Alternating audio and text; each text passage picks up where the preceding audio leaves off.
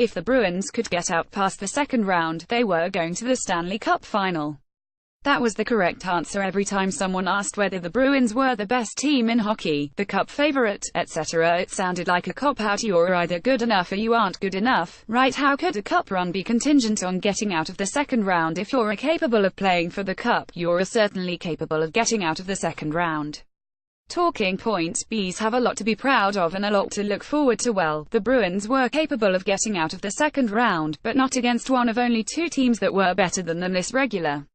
The Lightning in the second round always looked to be the sphinxes from the never-ending story. If you could get past them, you could go all the way. I don't remember the never-ending story well enough to know whether that analogy was used correctly, so the Bruins is over. It's the last thing anyone wants to hear right now, but the organization should ultimately be delighted by what it got: this massive steps taken by young players, confirmation that their star players still have it, most notably Zdeno Chara, who's signed for another year, an improved play out of Tuukka Rask after his performances dipped behind the defenses of recent past. The Bruins are leaps and bounds farther than anyone could have expected them to be at this point based on how Don Sweeney's tenure began. You can say that expectations should have become cup or bust once Sweeney opted to trade a first-round pick and a good prospect for Rick Nash, but that's silly. Lots of teams spend at the trade deadline. The Bruins should have, because they were cup contenders, but it was clearly a two-team race in the conference and the other team happened to be in their division. The other team also happened to be stacked and still ended up adding a top-four defenseman at the trade deadline. Based on how the Bruins played Tampa in the regular, there was reason to debate which group was better. In the end, Tampa proved to be deeper and more talented. Maybe there was some cause and effect involved, but they also got better coaching as the series went on. John Cooper deserves a lot of credit for not overreacting to his shutdown line centered by Braden Point being destroyed to the tune of 5 goals against in Game 1. He stuck to his plan and Point and co. proved to be excellent. The Bruins, on the other hand, essentially picked the worst time possible for one of their worst slumps of a stretch that saw them go 2-6 over their final 8 games. Part of that had to do with the fact that 5 of those games came against the best team in their conference. Part of it had to do with their coach not being able to count on any forwards outside of his top line by the end of the postseason. Bruce Cassidy, who was clearly one of the best coaches in hockey, was left to tinker with his forward lines in the final 2 games. He couldn't find results, which falls on the players. It also begs the question of whether that much tinkering was needed, but the Bruins simply lost to a better team. Yes, they had poor showings in most of their second-round games. In fact, if they played the way they did this round against Pittsburgh or Tampa, they might have lost to them, too. Then again, Pittsburgh and Washington don't have a defense like Tampa's. There shouldn't have to be much damage control or finger-pointing. The Bruins got a lot of good performances: Chara, Rask, the Burger online, DeBrusk at points, and were clearly lacking in secondary scoring. Free agency will likely take the Bruins from having 2 Nashes to having 0. It would be fantastic to get the final 3 years of David Backer's contract off the books, but it would likely be very difficult to find a trade partner unless the Bruins ate half of his cap hit. More, Marchand, whole NHL licking situation is pretty stupid, so really, the Bruins are probably looking at having a very similar roster next to the one that just lost. That's not bad at all, especially when considering that Ryan Donato, Anders Bjork, and other youngsters should secure jobs. Being eliminated is never a good feeling, but the Bruins should feel good about they're in a very good place. Tampa, when it came down to it for the Boston Bruins in this year's Stanley Cup playoffs, it wasn't about the questionable officiating, Brad Marchand opting for a licking strategy with Boston's opponents, or even about Tuukka Rask's much-discussed big game performance ahead of this postseason. Elimination stings, but the future looks bright for Bees instead. It was about a Bruins team that made a nice progression from last to this by advancing around in the postseason, and about a black and gold group that clearly wasn't better than the Tampa Bay Lightning over the course of a 7-game series. Certainly, with a break or 2, the Bruins could have pushed the second-round series to 6 or 7 games instead of their ultimate 5-game, second-round demise against the Bolts, but at the end of the day, Tampa Bay proved they were faster, deeper and far better on the back end than the Bruins, and they completely squelched a black and gold defense that had been abundantly productive all. It's very disappointing with the team that we have, and the way that we played all year, said Patrice Bergeron. All along we were finding ways to win, and everybody was contributing, so we obviously believed that we had a great team. It's disappointing that we couldn't have done a lot more. We believed that we had a better team. The hard-checking, Big Bow Tampa Bay defense held all Bruins forwards without an even-strength goal in the final 4 games of the playoff series, and the Bruins as a team didn't have a 5-on-5 goal in the final 3 losses to the Lightning. The Bruins' power play crew kept them competitive in all of those losses, but the bottom line is that a team isn't going to enjoy long-term success in the postseason if they can't score even-strength goals against quality defenses. They're a good team, and they were a good team all year. They compete extremely hard. They have a lot of speed and they're very tenacious, said Brad Marchand.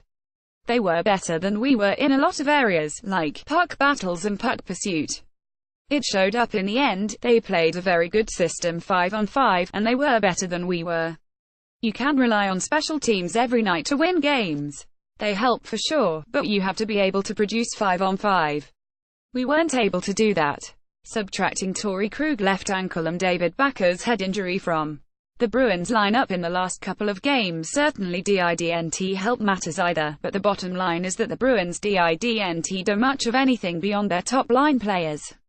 Meanwhile, Tampa's second line of Braden Point, Tyler Johnson, and Andre Palat were the dominant force in the series for either of the two teams and picking things up for the Lightning until Nikita Kucherov and Steve Stamkos finally got going offensively at the end of the series. It certainly started off on a good note with Rick Nash scoring 2 goals in Boston's Game 1 win, as it appeared they might be able to count on more secondary offense, but that's clearly not how things played out for a Bees offense that struggled mightily to hold the puck in the offensive end, and then wasn't able to capitalize on enough of their chances either. I think if we look back at the whole, there is a lot that we can be proud of, said Zdeno Chara.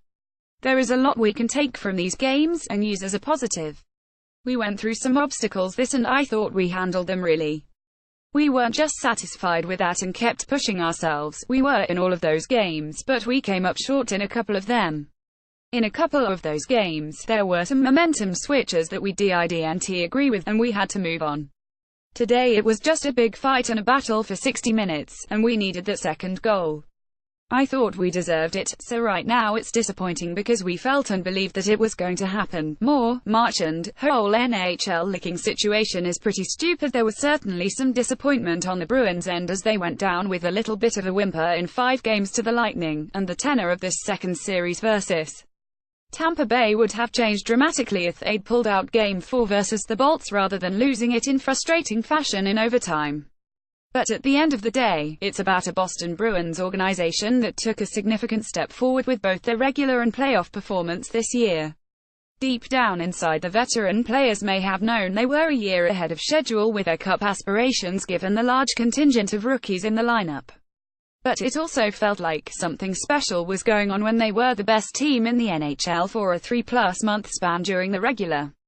The Bruins were never really able to get that level in the postseason as quality hockey teams like Tampa Bay elevated their game and left the Bruins behind looking for a little bit better luck next year. Tampa, Brad Marchand isn't typically on the same wavelength as the NHL with a lot of the decisions they make when it comes to anything involving the Bruins winger, and so it is with them coming down on him for his habit of licking opponents during this spring's playoffs.